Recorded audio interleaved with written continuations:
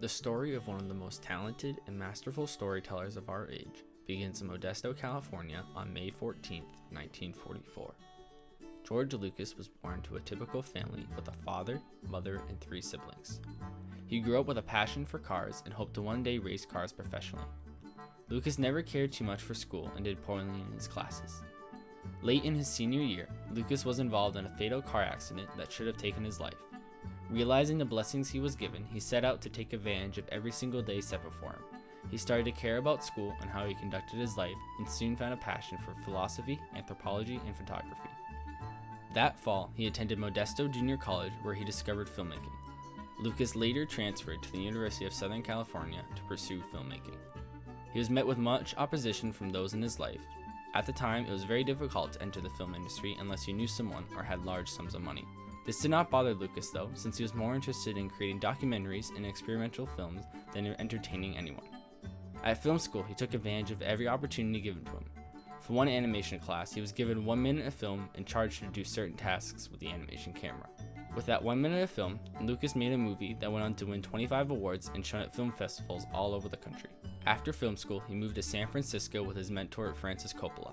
His first 6 years were hopeless, with his first feature film, THX 1138, being a complete failure. He borrowed money from everyone and took any jobs he could get. When he had the chance to make films, he chose to create tone poems, which had no story or characters. One day, Coppola challenged him to stop making these kinds of films and to instead write a comedy. Feeling young and invincible, Lucas accepted the challenge and set out to make American Graffiti. When pitching the movie to studios, most did not like the idea and rejected it as no more than a montage of popular music from the time. Finally, Lucas was given his chance, and after many struggles, American Graffiti became an American classic, grossing over $100 million, a large sum compared to the less than $1 million it took to make the film. It was new and different, using actual music from the time period and interweaving 4 stories into one film. Through this success, Lucas now saw himself as a director and someone who had made it in the film industry. Next for Lucas came Star Wars. American Graffiti was yet to be released in theaters, and studios still doubted the abilities of Lucas. Once American Graffiti was released, one executive decided not to invest in Star Wars, but in the abilities and talents that he saw in Lucas. Once again, many challenges faced Lucas in the making of his film, such as editing and the faith of executives. Star Wars was nonetheless a huge success and was the film that really established Lucas as a major player in the film industry. Star Wars changed the movie industry forever and exploded the idea of blockbuster films. Needing better technology in order to tell large and complex stories, Lucas pioneered many aspects of the film industry. He established the industry standard for audio and visuals with THX, and his company Industrial Light and Magic is at the forefront of computer-generated graphics. After the 3rd Star Wars, Lucas decided to take some time off from directing movies to raise his daughter. He later adopted 2 more children, and they became the center of his life.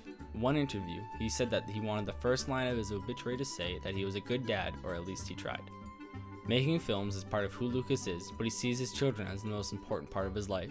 Lucas continued to produce and create other movies during his absence from the director's chair. His series of movies focusing on a treasure hunter named Indiana Jones was a huge hit with the general public. Its popularity continued from the silver screen to become a popular TV series. Industrial Light and Magic continued to make leaps and bounds in the world of computer animated graphics. The company scared audiences when they created the lifelike dinosaurs for the first Jurassic Park. Such realistic images generated by a computer had never before been incorporated into a live-action movie. Lucas returned to the director's chair 20 years later in the reboot of the Star Wars trilogy in the movie The Phantom Menace. This new series would tell the story of the most evil man in all of the galaxy, Darth Vader. Critics and Star Wars fans disliked this new series, claiming that it lacked the depth that the previous movies had. Nonetheless, the series was a huge hit around the world. Lucas then made one more Indiana Jones film and ended his public career with Red Tails, a film about African American pilots in World War II. He sold his company Lucasfilms to Disney for $4 billion and currently makes small films that he enjoys. George Lucas has truly changed the film industry by pioneering new genres and the technology to tell better stories. Through American Graffiti and Star Wars, he became recognized around the world as a leading filmmaker. His various companies have helped to standardize the film industry and helped to bring technology to the pace with the creative minds of filmmakers. Truly, the film industry would not be what it is today if it were not for George Lucas.